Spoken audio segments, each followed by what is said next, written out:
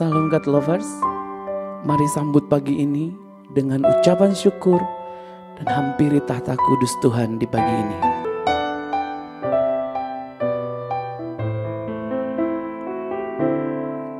Yesus, apa arti hidupku bila kau tak berikan nyawamu yang terbaik tersedia bagiku. Ku bersyukur atas kasih karuniamu.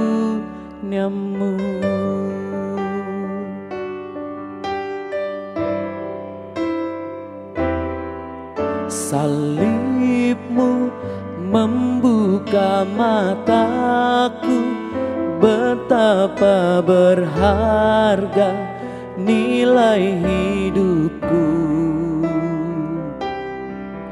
Menanggung semua dosaku, berikan hidupmu menggantikan diriku. Bukan karena perbuatanku, anugerah yang selamatkanku. Yesus, apa arti hidupku bila kau tak berikan nyawamu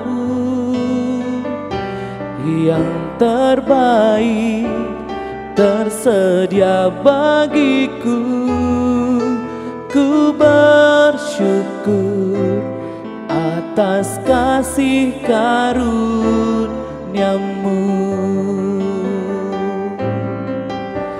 yang terbaik tersedia bagiku. Ku bersyukur atas kasih karuniamu. Shalom God's Lovers sekalian, apa kabar? Jumpa lagi kita di dalam program WFH, Words from Heaven. Dan kita sedang belajar tentang satu tema, menderita bagi Kristus. Dan di bagian yang kali ini, kita akan bicara tentang memikul salib. Salah satu bentuk penyangkalan diri, salah satu bentuk menderita bagi Kristus yang Alkitab ajarkan itu bicara tentang memikul salib, saudara. Di mana kita belajar untuk membayar harga, menjadi seorang pengikut Kristus yang sejati, di mana seperti Yesus yang adalah Tuhan, Juru Selamat dan juga Guru kita, Dia yang telah lebih dulu memberikan teladan, apa itu hidup memikul salib. Maka kita pun sebagai pengikutnya juga belajar bersama bagaimana hidup memikul salib. Di dalam Matius pasalnya yang ke-16 ayat 24. Lalu Yesus berkata kepada murid-muridnya, "Setiap orang yang mau mengikut aku, ia harus menyangkal dirinya, memikul salibnya, dan mengikut aku." Sudah jelas saudara bahwa salah satu syarat bagi seseorang untuk menjadi pengikut Yesus adalah kerelaan, kesediaan untuk memikul salib. Dan tentunya bicara tentang memikul salib artinya kita siap menderita, kita siap untuk bayar harga.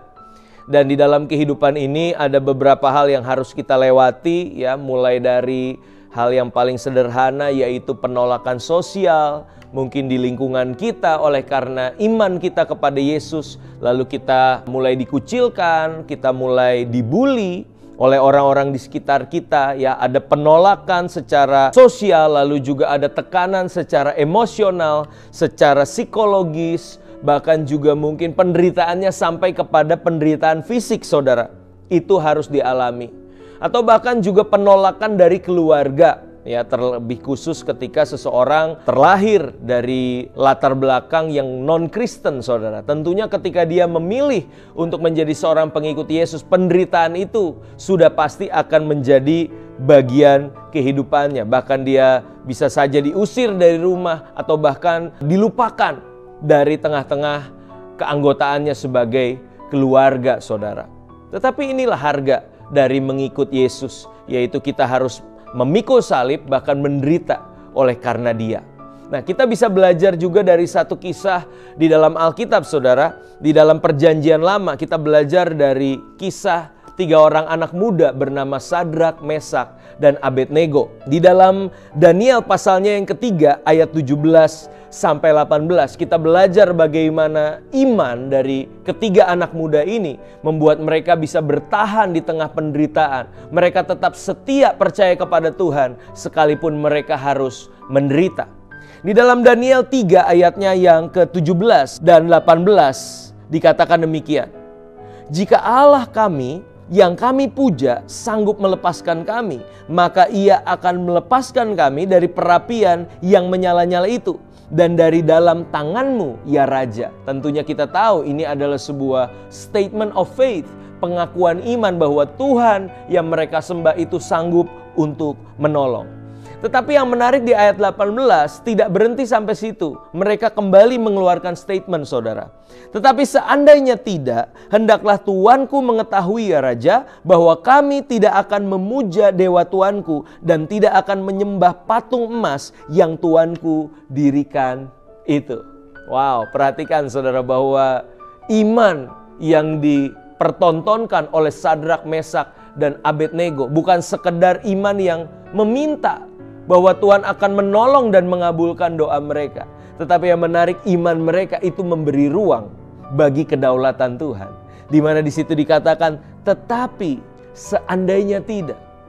Kalau Tuhan belum mengabulkan permintaanku, aku tetap akan setia kepada Tuhan.